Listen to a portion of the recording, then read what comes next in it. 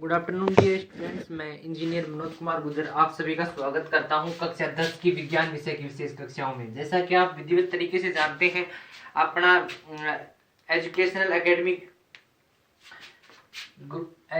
Academy के ऊपर अपन mathematics और साइंस की विशेष कक्षाएं पढ़ रहे हैं। अपन साइंस में चैप्टर नंबर 9 के बारे में अध्ययन कर रहे थे। चैप्टर का नाम था प्रकाश। प्रकाश वाले चैप्टर में अपन प्रकाश का परावर्तन, प्रकाश का अपवर्तन और प्रकाश का पूर्ण आंतरिक परावर्तन के बारे में पढ़ चुके हैं। आज अपना जो भाग आता है वो आता है प्रकाश का प्रकीर्णन।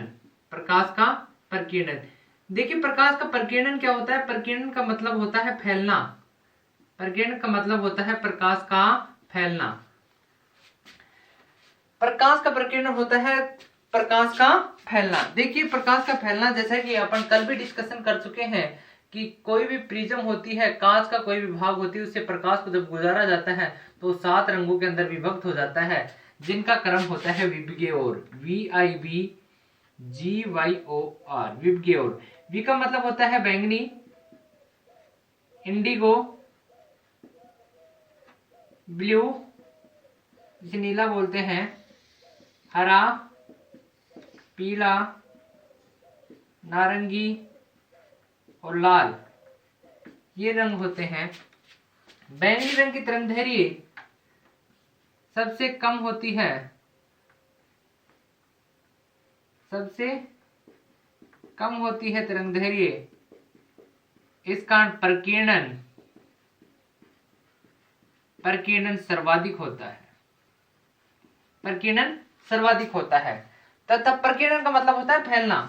इसी प्रकार लाल रंग की जो तरंगदैर्घ्य है सबसे अधिक होती है, सबसे अधिक होती है। इस कारण प्रकीर्णन जो है सबसे कम होता है। प्रकीर्णन क्या होता है? सबसे कम होता है। प्रकीर्णन के बारे में अध्ययन कर रहे हैं तो प्रकीर्णन का मतलब होता है फैलना। देखिए,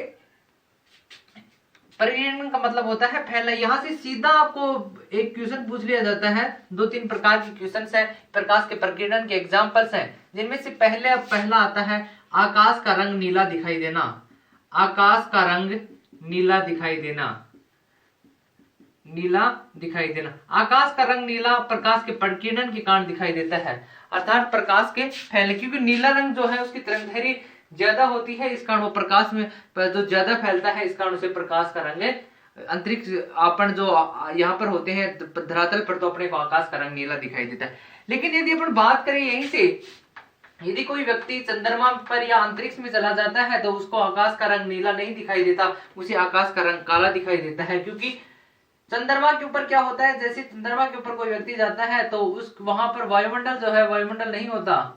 वायुमंडल नहीं होगा तो जो श्वेत प्रकाश है, जो अपना श्वेत प्रकाश है, उसका प्रकीर्णन नहीं होगा। वायुमंडल नहीं होगा तो श्वेत प्रकाश का 7 रंगों में विभक्त नहीं होगा। यही कारण है कि चंद्रमा पर या अंतरिक्ष यात्री को आकाश का रंग काला दिखाई देता है। अंतरिक्ष यात्री, ये क्वेश्चन पूछा जा सकता है कि अंतरिक्ष यात्री को आकाश का रंग काला क्यों दिखाई देता है? क्योंकि वहां पर वायुमंडल नहीं होता। वायुमंडल नहीं होने के कारण रंगों का प्रकीर्णन नहीं हो पाता है, इस कारण अंतरिक्ष यात्री को आकाश का रंग काला दिखाई देता है। और वायुमंडल में आकाश का रंग नीला क्यों दिखाई देता है? क्योंकि नीले रंग का प्रकीर्णन अधिक होता है, इस कारण अंतरिक्ष यात्री को नीला दिखाई देता है। दूसरा इसके अंदर उदाहरण आता है कि सूर्योदय और सूर्यास्त के समय सूर्य लाल रंग का दिखाई देता है। सूर्योदय और सूर्यास्त के समय सूर्य लाल रंग का दिखाई देता है। सूर्योदय सूर्यास्त के समय सूर्य लाल दिखाई देता है। देखिए, ये क्यों होता है? जैसे सूर्य उदय होता है, सूर्य उदय होने के पश्चात जैसे सूर्य उदय होगा तो उस दौरान लाल जो रंग है उसकी तरंगदैर्घ्य सबसे ज्यादा होती है, सबसे कम होती है, जिसके कारण प्रकीर्णन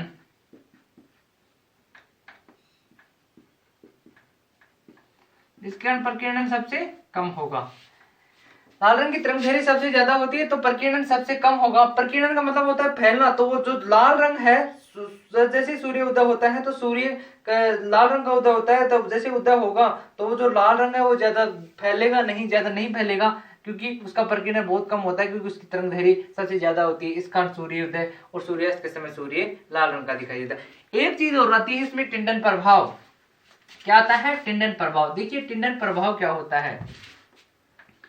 टिंडन प्रभाव, टिंडन प्रभाव क्या होता है? टिंडन प्रभाव का मतलब होता है धूल के कणों का फैलना।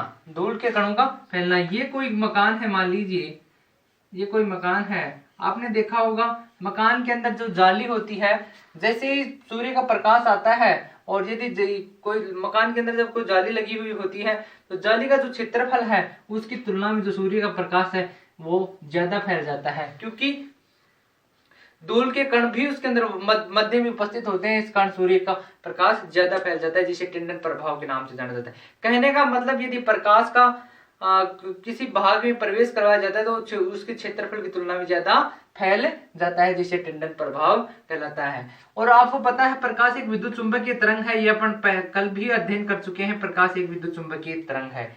ये थे प्रकाश से संबंधित कुछ एग्जाम्पल्स की कौन कौन सी घटनाएं होती हैं। परावर्तन की घटना, देखो अपन ने क्या क्या देखा प्रकाश में। सबसे पहले प्रकाश क्या होता है इसके बारे में अध्ययन किया। इसके बाद में प्रकाश का परावर्तन देखा, प्रकाश का परावर्तन देखा, फिर प्रकाश का अपवर्तन देखा, प्रकाश का पूर्ण आंतरिक परावर्तन देखा, पूर्ण आंतरिक परावर्तन पढ़ा। इसके बाद में प्रकाश का प्रकीर्णन पढ़ा, प्रकाश का प्रकीर्णन पढ़ा, और टिंडन प्रभाव क्या होता है इनके बारे में पढ़ने अध्ययन कर लिया। कल से अपन डिस्कशन करेंगे कि ये दो चीजें हैं, ये अपना एक पार्ट आता है पूरा, वो कंप्लीट होता है। कल से अपन दूसरी चीज के बारे में डिस्कशन करेंगे, ये दर्पण और लेंस, ये क्या होते हैं, दर्पण और लेंस क्या होते हैं, कितने प्रकार के होते हैं दर्पण और लेंस, और कैसे इनको यूज करते हैं।